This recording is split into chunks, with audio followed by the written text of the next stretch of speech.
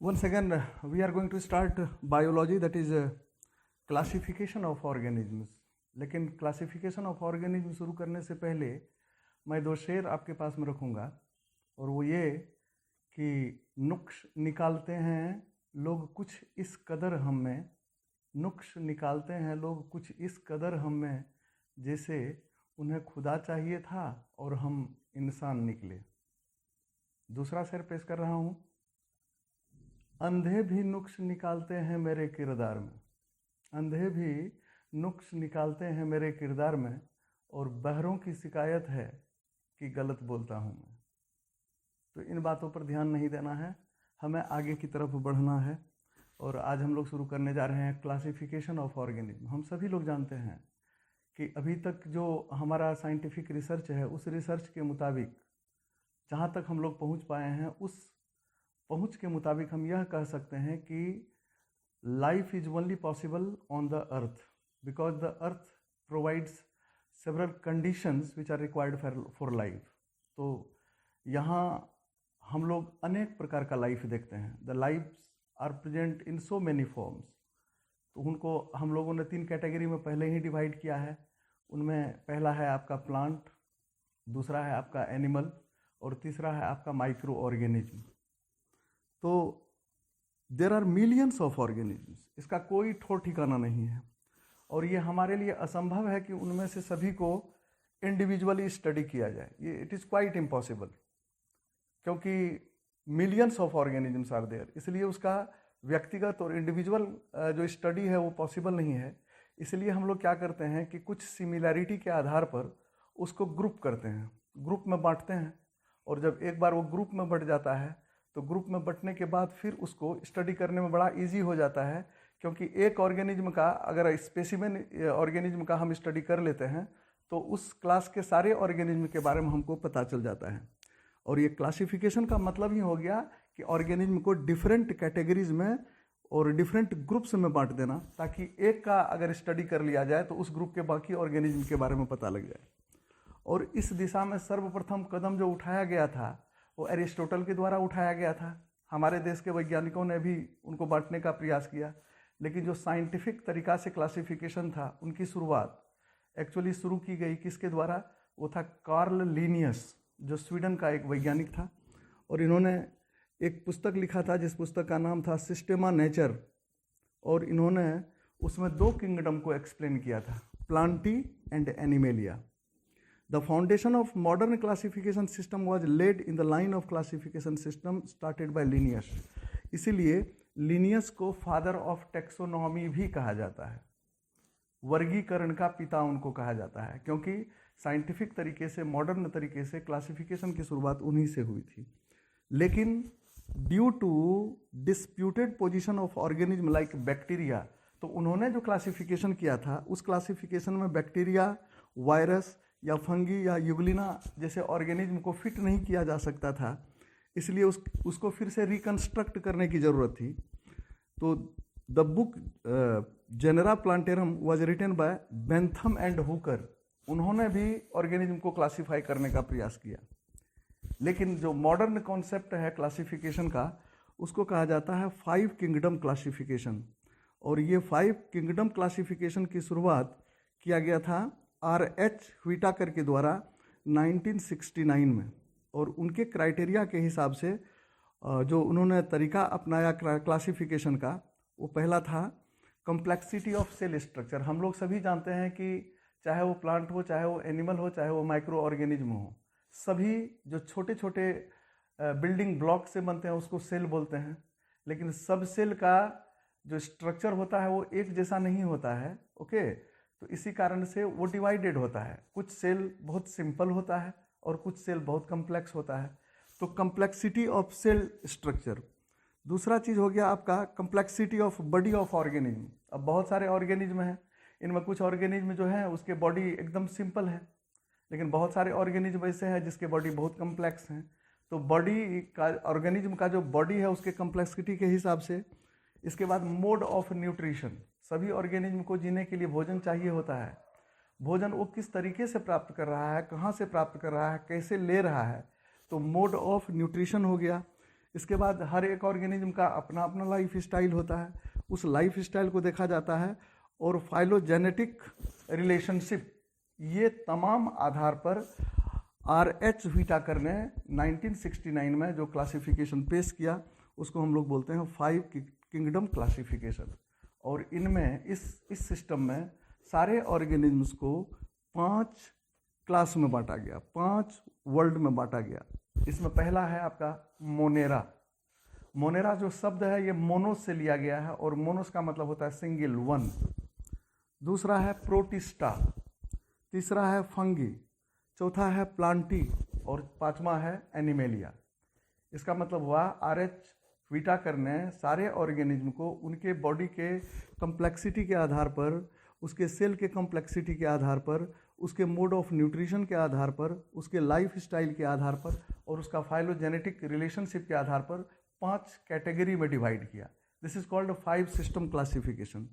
तो इनमें सबसे पहले हम लोग मोनेरा के बारे में बात करते हैं।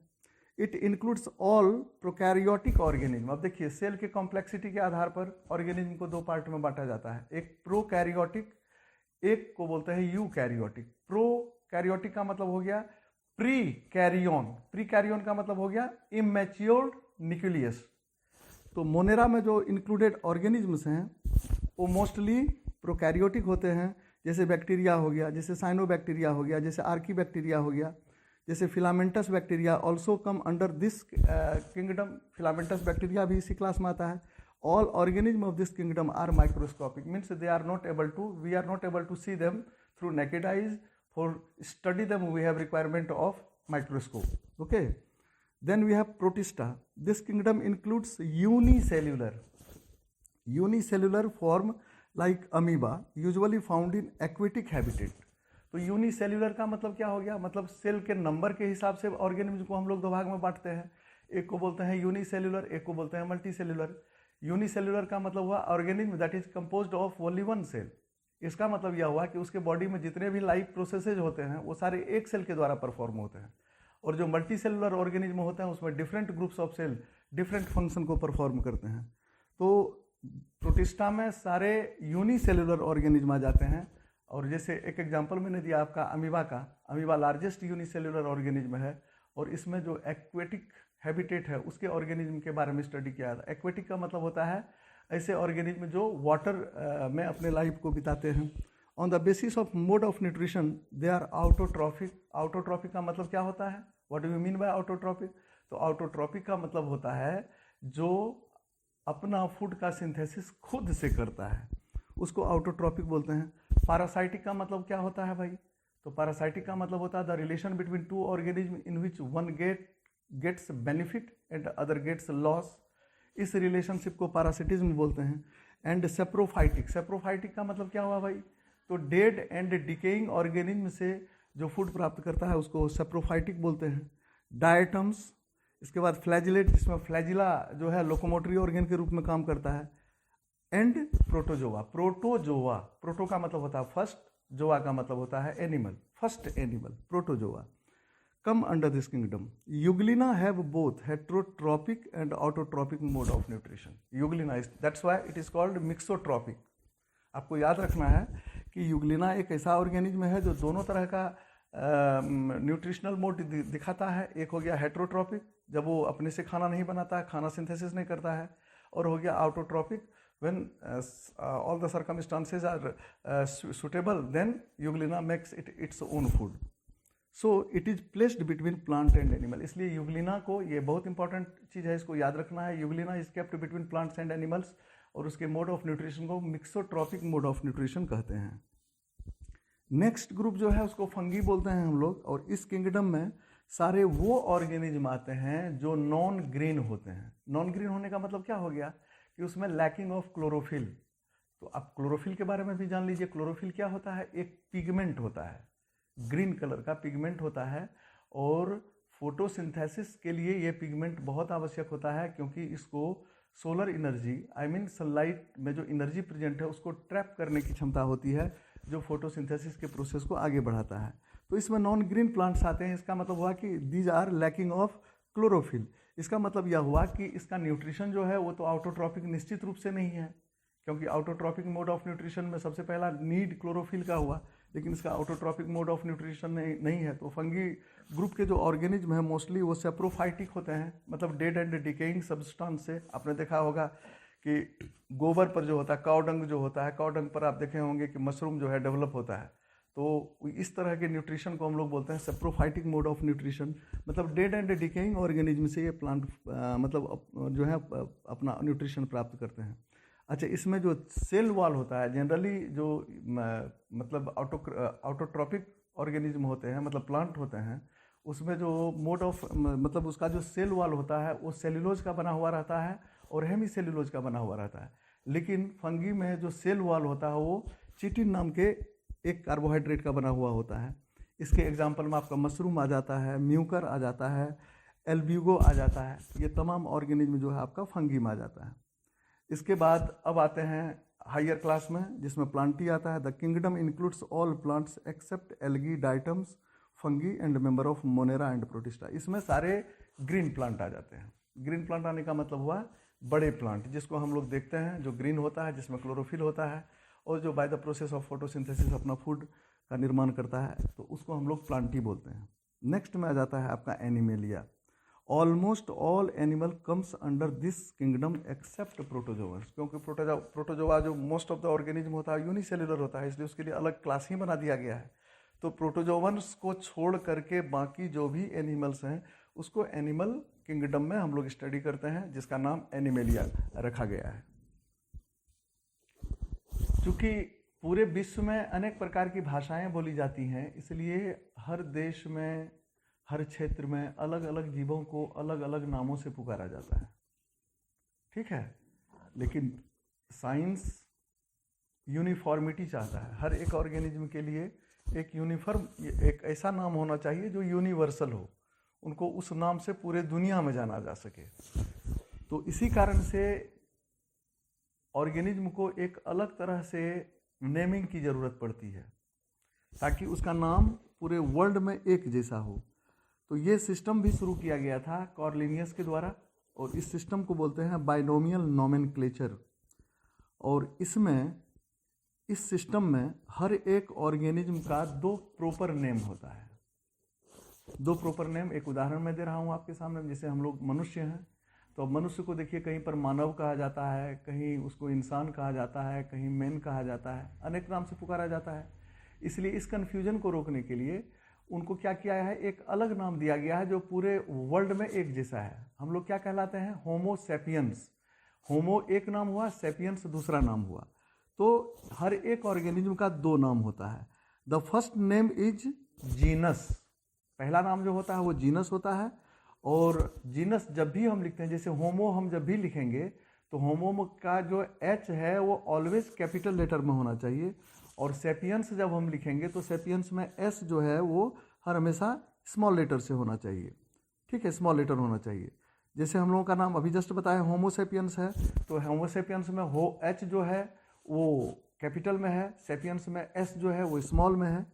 तो इस तरीके से दो नाम दिया जाता है ऑर्गेनिज्म को, एक जीनस का नाम दिया जाता है और दूसरा जो है वो स्पीसीज का नाम दिया जाता है। तो दो नाम को मिला करके एक नाम बनता है। The first name is genus and the second name belongs to species, मतलब जीनस और स्पीसीज दोनों को मिला करके एक नाम बनाया जाता है। और इस सिस्टम को बाइनोमियल नोमेनक्लेचर बोलते हैं। और इस सिस्टम के तहत हर एक ऑर्गेनिज्म का एक प्रॉपर नेम होता है, दो नामों का बना हुआ, और ये पूरा दुनिया के लिए एक जैसा होता है। तो इस रिगार्ड में अगर देखा जाए तो महान बॉटनिस्ट जिसका नाम जोसेफ डाल्टन हुकर था, इन्होंने मतलब one of the first widely used natural system of plant classification, इसका भी बहुत बड़ा क्लासिफिकेशन में, प्लांट के क्लासिफिकेशन में इसका भी बहुत बड़ा योगदान रहा। तो बेसिक यूनिट जो हुआ क्लासिफिकेशन का वो क्या हो गया आपका, स्पीसीज। ये आपको बहुत याद रखना है। हाईएस्ट यूनिट जो होता है क्लासिफिकेशन का वो होता है उसका किंगडम, मतलब स्पीसीज से लेकर के किंगडम तक और भी बहुत सारे लेयर होते हैं, जैसे फैमिली होता है, ऑर्डर होता है, सब किंगडम होता है, फाइलम होता है, ये तमाम होता है। लेकिन सबसे लोवेस्ट हो गया आपका स्पीसीज और सबसे हाईएस्ट हो गया आपका किंगडम। तो कॉर्लिनियस अभी जस्ट मैंने बताया, the scientific classification of organism on the basis of some similarities is called classification, and the first scientific classification was started by Carl Linnaeus. That's why he is called father of taxonomy. And this branch in which organisms are classified into different categories is called taxonomy, and Carl Linnaeus is called father of taxonomy. तो कुछ organism का नाम मैं बता रहा हूँ, आपको याद करना चाहिए, हर परीक्षा के लिए उपयोगी होता है। जैसे मैंने अभी जस्ट बता दिए होमोसेपियंस। जैसे कैट, जो हमारा घरेलू बिल्ली होती है, उसका नाम होता है फेलिस डोमेस्टिका। हम लोग आम, जो हमारे देश का सर्वप्रिय फल है, उसका नाम मैंगीफेरा इंडिका है। अच्छा, इसके बाद जो आपका व्हीट है, व्हीट जो हमारा मुख्य मतलब स्टेपल फूड में आता है, इसका नाम ट्रेटिकम एस्टिवम है। फ्रॉग, फ्रॉग का नाम राना टाइग्रिना है। इसके बाद डॉग, डॉग का नाम कैनिस फैमिलियरिस है। राइस, जो हम लोग खाते हैं, इस राइस का नाम है ओराइजा सैटिवा। इसके बाद जो काऊ होता है हम लोग के यहाँ, जो गाय हम लोग पालते हैं, इसका नाम होता है बॉस इंडिकस। इसके बाद हमारे यहाँ जो घरेलू मक्खी होता है, जो खाने पर या और गंदा गंदा जगह पर जो है वो भिन भिन करते रहता है, इसको मस्का डोमेस्टिका बोलते हैं। तो इस तरीके से, या मटर जो होता है इसका, जिस पर ग्रेगर जॉन मेंडल ने अपना सारा एक्सपेरिमेंट किया था, उसको पैसिवम सेटिवम बोलते हैं। तो इस तरीके से आपको मैंने कुछ बायोलॉजिकल नाम बताया, और आप चाहें तो इसको सुनेंगे जब, तो थोड़ा सा ध्यान से सुनेंगे, एक बार दो बार सुनेंगे तो ये आपको याद हो जाएगा और ये आपको काम आएगा। ओके।